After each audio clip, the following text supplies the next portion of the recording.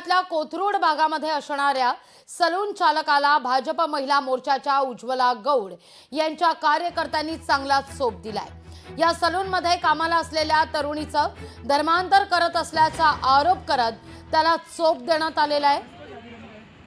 Salon चालक आणि तरुणीमध्ये झालेल्या आर्थिक वादातून ही घटना घडल्याची माहिती पोलिसांकडून मिळतेय।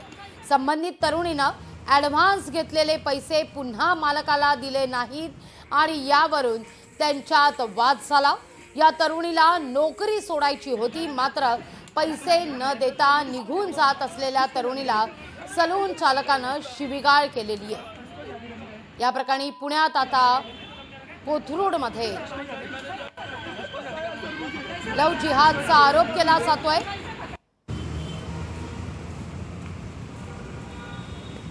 या सगळ्याविषयी अधिक माहिती घेऊया आपले प्रतिनिधी चंद्रशेखर भांगे यांच्याकडून। चंद्रशेखर, काय हा सगळा नेमका प्रकार आहे आणि काय सध्या परिस्थिती आहे? नक्कीच, खरं तर ज्या सलून मध्ये ही तरुणी कामाला होती ती तब्बल 1.5 वर्षापासून त्या ठिकाणी काम करत असल्याची माहिती समोर येत आहे। सलून चालक हा लव जिहादातून या तरुणीशी विवाह केल्याचा सगळा संशय या ठिकाणी व्यक्त केला जात आहे आणि या संशयातूनच उज्ज्वला गौड आणि त्यांच्या कार्यकर्त्यांनी ही सगळी मारहाण केलेली आहे। खरं तर कोथरूडच्या मध्यवस्तीतील हा सगळा प्रकार आहे आणि आपण पाहिलं की हे जे 2 सलून चालक आहेत त्यांना या ठिकाणी मारहाण होतानाचे व्हिडिओ सध्या सोशल माध्यमातून मोठ्या प्रमाणात व्हायरल होत आहेत। खरं तर या सगळ्या विषयीची आपण पोलिसांकडे माहिती घेतल्यानंतर पोलिसांनी मात्र हा सगळा प्रकार जो आहे तो नाकारलेला आहे। आर्थिक वादातून ही सगळी घटना घडल्याचं पोलीस सांगत आहेत। लागवी निश्चित चंद्रशेखर, तुर्तास धन्यवाद तुम्ही दिलेल्या 19 सविस्तर माहिती करता। या सगळ्या प्रकरणी पोलिसांचं नेमकं काय म्हणणं आहे ऐकूया आपण।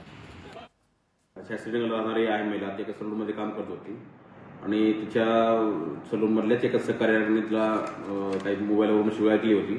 त्या शिवीगाळीवरून तो आपण 354 आणि शिवीगाळीचा गुन्हा दाखल केलेला आहे।